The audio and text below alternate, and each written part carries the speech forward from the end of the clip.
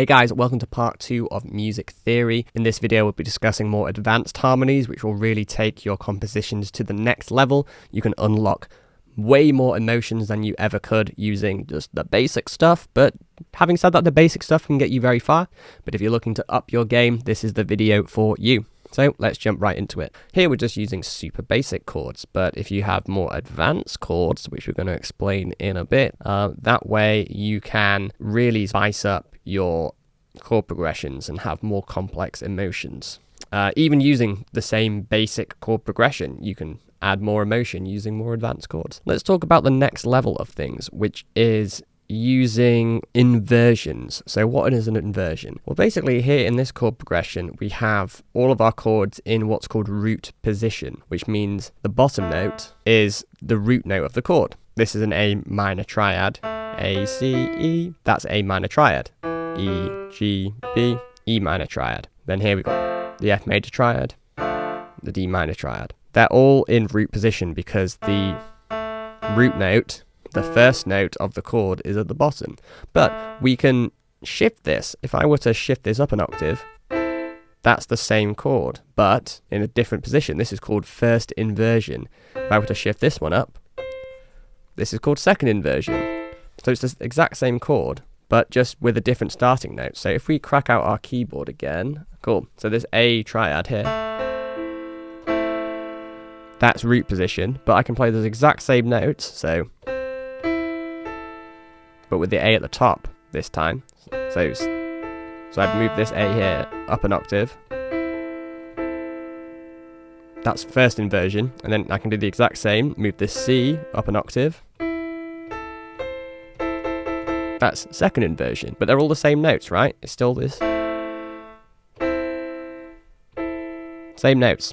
So we have different inversions of chords, which is pretty cool. And also you can space out the notes to have them sound a little bit more like rich across the spectrum. So I could play the A down here, play this E, play it like this,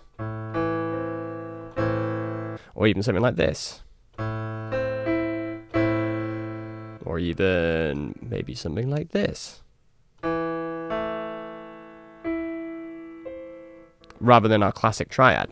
So that's called voicings, where I can spread the notes, the same notes, over different octaves. So that's inversions and voicings. So I could create a different voicing of this chord, so using inversions. So that would be first inversion. That's second inversion. It's the same chord. And then I could even shift that up even higher, so it's maybe this one up like that. So this is the second inversion, but voiced differently, or maybe shift this down an octave.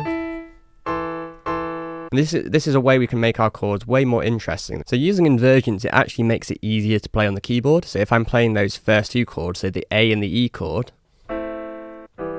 rather than shift my whole hand down in that same position, I can just move these two notes down one note each, and keep that E constant. And that's the first inversion of this chord, but it was easier to play for me. And then I can play the F chord really easy as well, just by moving my fingers down again, and then similarly. So it's super easy to play. So I go like this, and then easy to go to the F position. And if I want to go to the D minor chord, I just move my pinky up. Then I could go to a different A. So you see, using inversions makes it easier to play as a pianist, but it also adds different lot of variety to your chords. So we could do that same thing, but we're doing it a bit visually. And what we're trying to do here is just basically have it so it looks like the chords don't move too much. So maybe if I do that, and then this might sound a little bit more cohesive.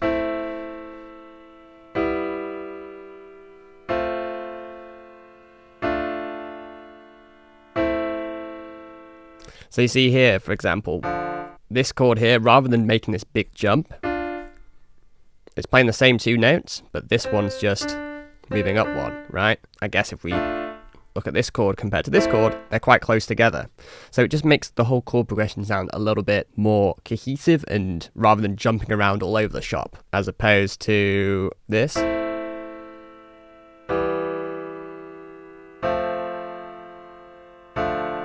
we added a lot more interest just by inverting the chords.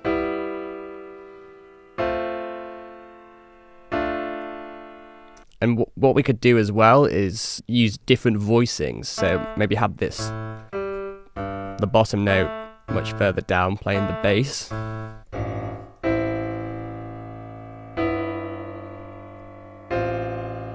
Maybe even spread this up an octave as well.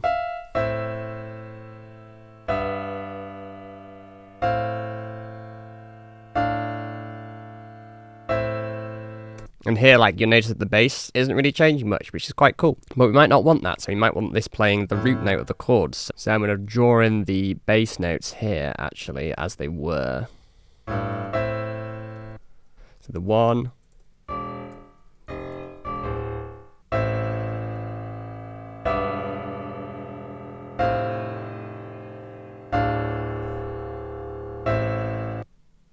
Then maybe shift these up.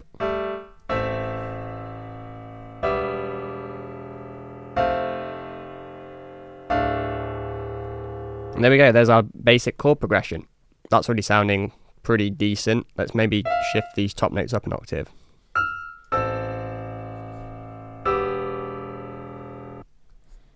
Maybe they're a bit too low. Maybe shift these down an octave.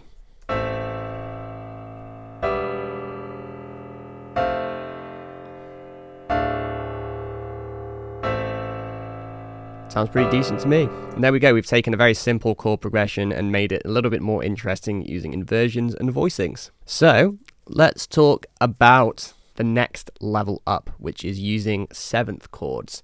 So what is a 7th chord? Well, let's jump back to the keyboard real quick. Exact same as a triad, but we're adding in an extra note, which is the 7th. 7th chords are very similar to triads. With the triad, we're just skipping one note, so 1, 3, 5. And then guess what? We just add the 7th. We skip another note. Skip this note. You have a 7th chord. This is a C major 7th chord. And we can use that same principle going up the scale to get a scale of chords, but this time it'll be a scale of 7th chords. So we go up. There's our D minor 7th because it's a minor chord. And this is a minor 7th. Minor 7th. Then the E minor 7. Sounding so much more jazzy, right? F major 7th. Now this is an interesting one. This is called a dominant 7th chord. It sounds a bit sort of mysterious. And the reason why is because we have a major chord, but a minor 7th. To be a major 7th, it should sound like this. That's a major 7th chord, but here we have a minor 7th.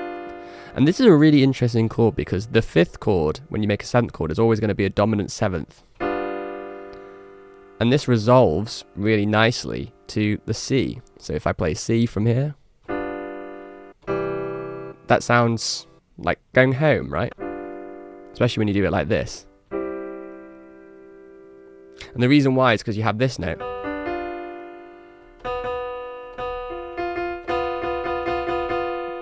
Which sounds really sort of dissonant, and these basically need to resolve up. That sounds like it makes sense, right? So here we have. So a dominant 7th always wants to resolve to the root note, or a relative root note. So here we have the dominant 7th, which is the 5th note of C. So that wants to resolve back to C. Anyway, that's a little bit more advanced, but basically, yeah, we have a dominant 7th here. Then we have another minor 7th. And then an interesting chord here, which is like a blend of major 7th, but technically this is diminished.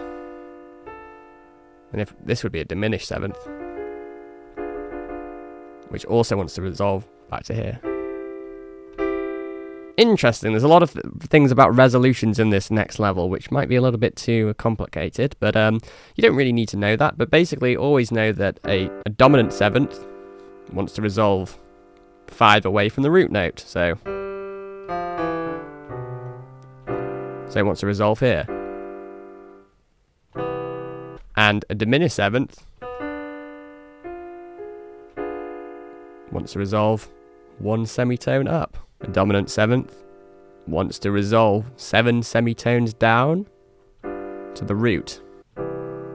7th chords are very jazzy, and you don't really need to use them too much in electronic music, but they can be nice to add in some nice flavors. So let's go back to our chord progression here. So this is just those basic chords we had. So let's get them back to root position. So here we just have triads in root position. So I'm going to add in the 7th. So I just take, because we're in scale mode and it's all folded, I'm just going to skip 1 note. So now we have 7th chords.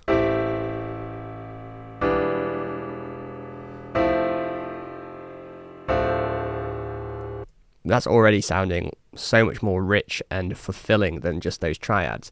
And the same can be true for inversions with triads as it can for 7th chords and for voicings. So let's try and find a nice voicing for this. Let's maybe bump this E up there and then this up there.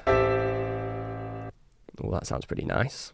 And then let's maybe bump all of these up. Put the 7 up there.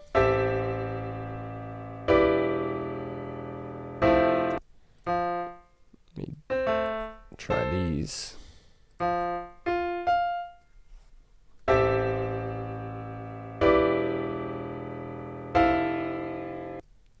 Sometimes having the 7th at the bottom doesn't really work too well, so let's try like that. So let's get that again, 7th at the bottom, we don't want that.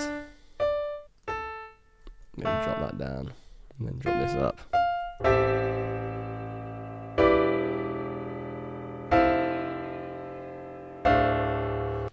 So we've already made way more interesting chords than we had before with just triads, with 7th chords and then inverting them.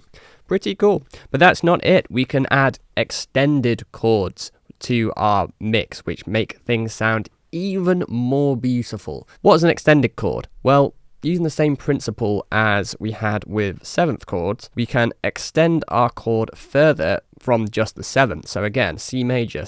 That's our triad. We have 7th, but we can also skip another note.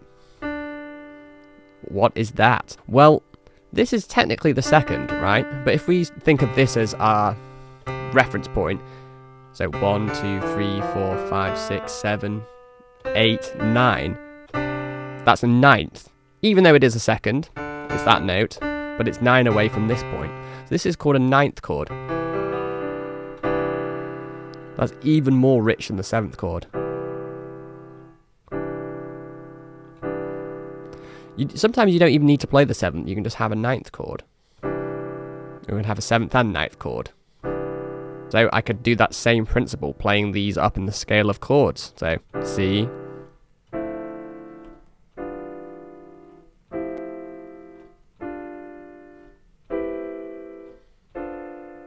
then I actually can't play the last note one because I don't have enough keys, but you see that's just adding even more flavor to our chords, or potential flavor. Again, with the same principle, that's the 9th. I could even add the 11th. I don't necessarily need to play the 9th or the 7th. I could play the, and then I can even play the 13th. This is where it gets really jazzy and experimental, and you need to use voicings to your advantage. Again, probably don't need this for melodic house and techno, or electronic music for that matter, but you can throw in a nice 11th chord or a 13th chord every now and then. To be honest, you'll get very far with 9th chords and potentially even 7th chords. And I think that's more than enough. Again, with the same chord progression here, let's just add in some 9ths. Let's take it all back to root position again. So again, just take this top note. Because we're in scale mode, we can just skip 2 notes. We have 9th chord.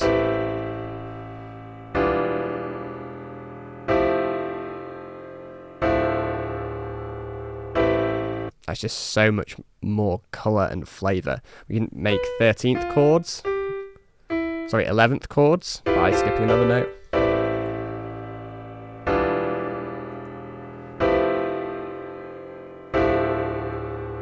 This is where it starts getting really jazzy, and then This would be 13th chords.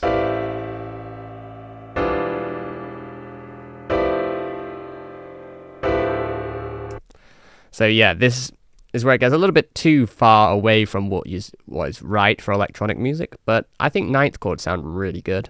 So let's create some nice voicings here.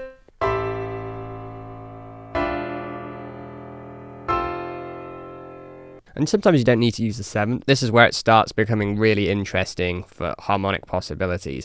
And of course, we're just using 9th chords over and over again. You don't have to use them in every single chord of the progression, or even the 7th. What I'm showing you here is how much flavor you can get out of adding in extra notes. You can use this however you want in your song. You can maybe throw in a 9th chord every now and then.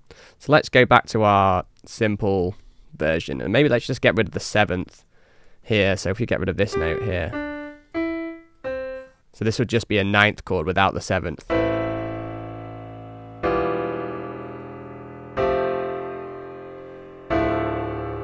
Maybe let's get like that.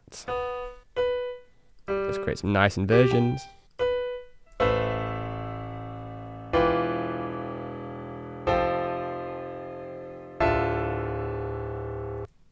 So you see, with voicings, you can really create some interesting textures. And I would highly recommend composing your chords and even melodies on the piano. If you can get it sounding good on the piano, when you start adding in wild sounds, it will sound incredible because you've already thought about the voicings and the melodies in their simplest form on the piano. Here's a little quick tip. All the most famous songs in the world can be played on the piano with 2 hands by 1 person. Literally any famous song imaginable, you could play it on the piano. That's the sign of a good song, because they thought about the voicings, they thought about where everything sits in the frequency spectrum, and just by stripping it down to the piano is the easiest way of doing this. Because once you start composing with really wild sounds, then you're not thinking too much about the spacings across the spectrum, you're thinking just about the sounds. It's very important to get the spacing right. From what you heard, it sounded like there were some clashings of the notes, but when we space them out, using inversions and voicings, they then sounded really nice, beautiful and lush. So something to bear in mind. So that just about does it. We have covered a lot of harmony in this video and music theory and how it can be applied, but harmony is so important for conveying the emotional message you want to convey in your compositions. If you're just using very basic chords, then you can spice them up using 7th chords, using all sorts of stuff that we've shown in this video. But if you use the basics, then you can only get so far. There's only so many emotions you can cover. But harmony is only one part of the story. Melody is also the second part, which is arguably more important as long as you've got your harmony right, because melodies are what people remember most about a song. It's what gets stuck in people's heads. It's what people whistle. It's what people sing along to. So getting these right is arguably even more important. All of this I am going to be covering on my upcoming program, Producing Melodic House and Techno with Marksman. It's going to be a fully comprehensive program where we apply the theory of music, like we've just learnt there, but to every single possible instrument and how it's applied, how this helps the production process, how this helps our mix. But basically, we're going to be able to learn how to produce much better sounding music quicker, more effectively, and it's going to sound more musical and stand above the rest and sound professional. So if that sounds good to you, click the link in the description for some more information, or drop a comment below and I'll send it right to you. Hope you've enjoyed the video. Please remember to like and subscribe. It really helps me out. If you want to learn more about music theory, drop a comment below. I can do some more videos. A lot of them will be exclusive to my program, but I will be dropping some freebies every now and then. If you've got any questions, leave them in the chat. I will answer every single one of you. Hope you've enjoyed, and I'll speak to you soon. See you in the next video.